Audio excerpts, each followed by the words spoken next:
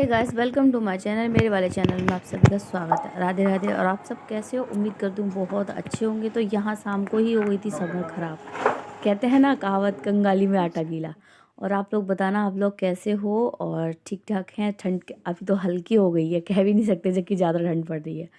तो बस यहाँ पे मिस्त्री को बुला लिया था क्योंकि रात को ही काम कुछ नहीं हुआ पानी के चक्कर में। अब तो सही, सुबह सुबह रात को ही ख़राब हो गई समर। ये देखो, बैक कैमरे से दिखाते हैं। लास्ट महीना और समर बोल गई रुक जा, कर रही तो पर ठीक तो करा।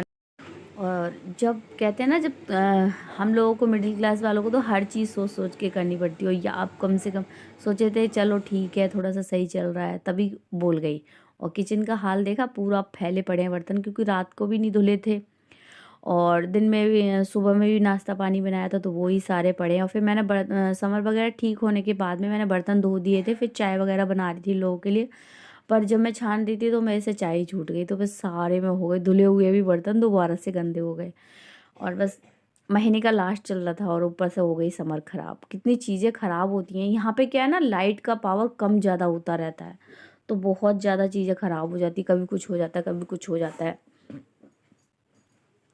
और हमारी गली में तो ना कभी मेरी ख़राब हुई, कभी पड़ोसियों की, कभी किसी, मतलब 6 घर हैं गली में, तो किसी ना किसी की तो होती ही रहती है।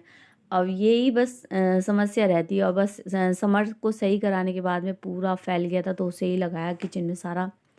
क्योंकि वो सबसे ज़्यादा, कहते हैं ना, जिस चीज़ की ज़रूरत हो, हम कहेंगे कि ये इस चीज़ की हमें ज़रूरत नहीं है, पर भाई हर जब नहीं होती है तब पता चलता है उस चीज़ का क्या वैल्यू है। और पानी तो सबसे ज़्यादा है।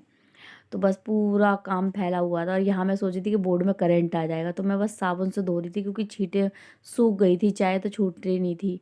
तो पहले साबुन से रगड़ के फिर कपड़े से पोंछ लिया। पूरे डब्बे वगैरह में भी छींटे चले गए। एक काम खत्म होने का नाम नहीं होता, बढ़ जाता है दूसरा काम। अब पूरा दिन मतलब लगे रहना है किचन में। और वैसे भी जानते, सबसे ज़्यादा ना घर में सबसे ज़्यादा काम मुझे क्या लगता है, टप सबसे ज़्यादा कि किचन का काम लगता है।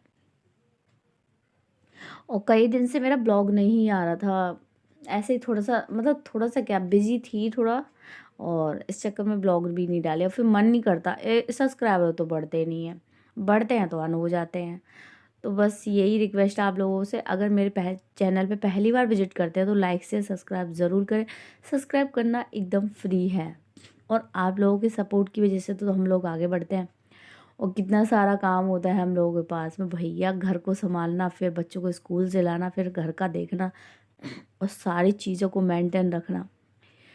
जो करता है उसे ही पता चलता है। भाई मेरी तो हालत ख़राब हो जाती है। सबसे ज़्यादा बोरिंग काम मुझे ना बर्तन धोना लगता है, और सबसे ज़्यादा ही बर्तन होते हैं। कोई भी आता है ना तो बर्तन ही बर्तन होते हैं। और यहाँ पे पूरा साफ़ करने के, डब्बे भी गंदे हो गए थे तो मैंने कहा चलो डब्बे भी धो देती हूँ। कई दिन से ब्लॉग बनाने का मन ही नहीं कर रहा था, वीडियो बनाने का मन नहीं कर रहा था। तो फिर मैंने कहा चलो 2-3 दिन ब्रेक ले लेते हैं, फिर उसके बाद बनाती हूँ। पर अब मैं सोच रही हूँ कंटिन्यू रहूँगी। और प्लीज़ आप लोग भी सपोर्ट करते रहो मेरा। और बहुत ज़्यादा ज़रूरत है, वैसे भी 3 महीने में 300 ही सब हुए हैं तो बहुत ज़्यादा मेहनत लगने वाली है मुझे। और यहाँ पे पूरा किचन देखिए लगभग साफ़ हो गया है। और उसके बाद बच्चों को लेने जाऊँगी। यहाँ बच्चों को ला के मैं बैठ गई हूँ दोबारा से। मतलब ये बहुत दिन हो गए होंगे, कम से कम 4-5-6 साल हो गए साड़ी को रखे हुए। और पैरदान भी फट गए थे तो मैंने कहा चलो पैरदान ही बना लेती हूँ, कुछ तो बैठे बैठे काम करूँ। तो देखिए लगभग मेरा इतना बन भी गया था, जब मैं वीडियो नहीं डाल रही थी तो यही कर रही थी। तो बस वो छोटी छोटी पट्टियाँ काट रही थी मैं इसमें से। तो वही बना रही हूँ, पूरा कंप्लीट बन जाएगा ना फिर मैं आपको दिखाऊंगी। तो फिर पहले मैं यहाँ पे काट रही हूँ। बैसनी पढ़ाई कर रही है और मैंने पीछे की वॉइस भी म्यूट नहीं करी, पर अपनी वॉइस डाल दी। और यहाँ पे छोटी छोटी पट्टियाँ काट के फिर सिलाइयों से बिन लूँगी। इनके लिए ना मोटी सिलाई आती हैं, बहुत बहुत लोग जानते होंगे पर ठीक है फिर भी। और अब मैं सोच रही हूँ कई दिन से कि बना लूँ। ख़रीदने जाओ तो वो भी महंगे रहते हैं। अब इन पुराने कपड़ों का करो क्या, कुछ तो यूज़ में लो। तो फिर वैष्णवी बोली लाओ मम्मी मैं काट देती हूँ, तो मैं उसकी मदद लेने लग गई। वो भी काटने लग गई छोटी छोटी पट्टियाँ, पर उससे कटी नहीं। एक पट्टी में ही मना कर दिया, मम्मी वैसे नहीं कट रहा। फिर मैं ही काटने लगी। जब मेरा बन जाएगा ना तो मैं दिखाऊंगी आपको कैसा बना है पैरदान। तो गैस चलो, आज का ब्लॉग छोटा सा ही ब्लॉग है मेरा, ज़्यादा बड़ा ब्लॉग नहीं बनाया क्योंकि मोबाइल भी ना प्रॉब्लम करता है। मोबाइल ख़राब हो गया है, सपोर्ट नहीं करता ज़्यादा बड़ी वीडियो। जैसे तैसे करके डाल दो। बट नेट की तो प्रॉब्लम नहीं है, वाईफाई लगा रखी है, पर क्या है ना, फिर मोबाइल में नहीं होते ये डाउनलोड, हैंग होने लगता है, तो फिर छोटी छोटी वीडियो बनानी पड़ती हैं। तो ये साड़ी बहुत पुरानी रखी थी, काफ़ी टाइम हो गया, तो मैंने कहा चलो इसका पैरदानी बना लूँ। और 4-5 चुन्नियाँ भी रखी थी मेरे पास, दुपट्टे, तो वो सूट तो ख़राब हो गए थे। अब फिर मैंने ये चुन्नी भी फाड़ ली है, 3 चुन्नी को, मतलब एक पैरदान बनाने में तो 4-5 चुन्नी तो लगी ही जाती हैं, दुपट्टे मतलब जिन्हें चुन्नी हम बोलते हैं।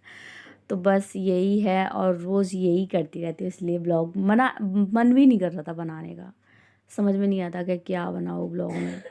तो चलो आज बहुत बातें कर ली, अगले ब्लॉग में मिलूंगी। उम्मीद करती हूँ आप लोगों को मेरा ब्लॉग छोटा सा अच्छा लगा होगा। अच्छा लगा हो तो मेक श्योर लाइक सब्सक्राइब ज़रूर करें। Bye bye, take care, thank you so much.